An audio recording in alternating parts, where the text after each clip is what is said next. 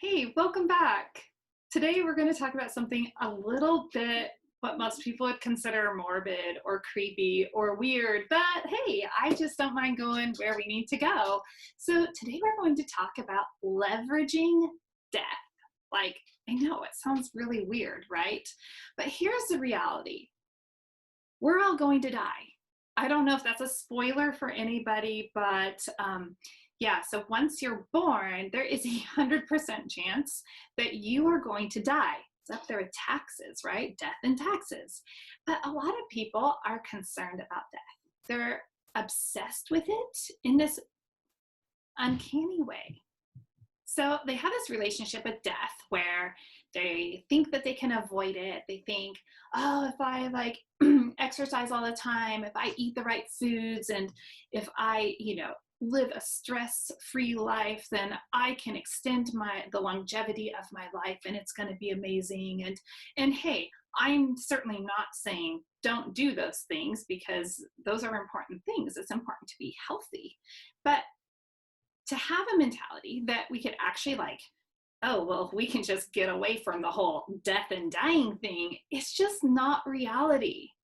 I had the unfortunate experience of having to deal with losing my dad, which was the biggest loss I faced in my life. And he dropped dead. And I've learned over, especially the last year, that is hands down the single event of my life that has changed my life regarding death in particular in a very profound way, because he was healthy and he was fine and he dropped dead. And I've seen that a lot recently. We had over Christmas, we had a very close acquaintance of ours drop dead. 2 days ago, somebody that we're acquainted with was killed in a car crash. So these things happen, and we think that we're, somehow buffered from this and that we can, circumvent death, and we can't. So how about we leverage it, right? How about we use death as like a strength, as like one of our plays that we make in life. And I've really been honing in on this concept of leveraging death. And I'm looking at how I'm using my time. How am I using my resources? And what are those resources, right? We've got time, we've got energy, we have money, and we have talent. We have all of these things. And so many people are just focused on the money part of life that they forget all the other facets that they've been blessed with. So as you are thinking about your life, and you're thinking, I'm going to die. That's not a bad thing. The bad thing would be, hey, I died, but I didn't use my time well. I didn't use my talents well. I used my energy to sit and scroll on my phone or something, or take selfies and do all that. How are you using all of those things so that when you do die, you have left something behind of meaning, of significance, of value, something that will impact the world? And hey, we're not all going to impact the world in these whoa, wow, you're like Mother Teresa. That's not for everybody.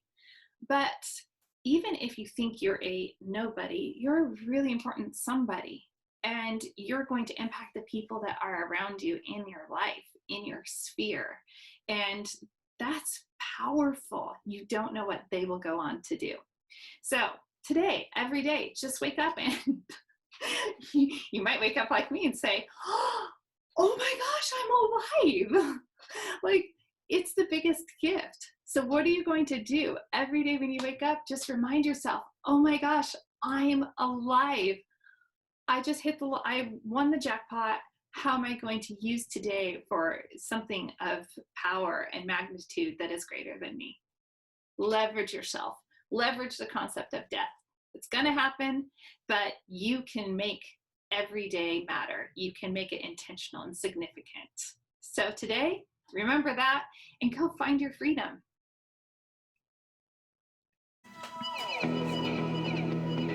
Thanks so much for joining me for another episode of Ask Me How I Know. My guests are the most humble successes, so be sure to show them your appreciation by rating this episode 5 stars, which sounds silly, but let's be real. Ratings, likes, and shares, they take no time at all, but make all the difference in the world, if only to boost morale.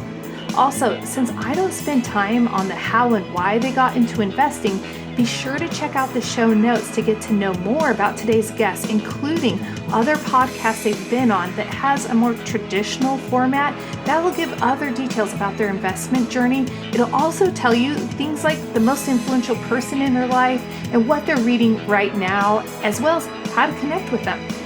And please, subscribe and rate Ask Me How I Know so it reaches other listeners like you.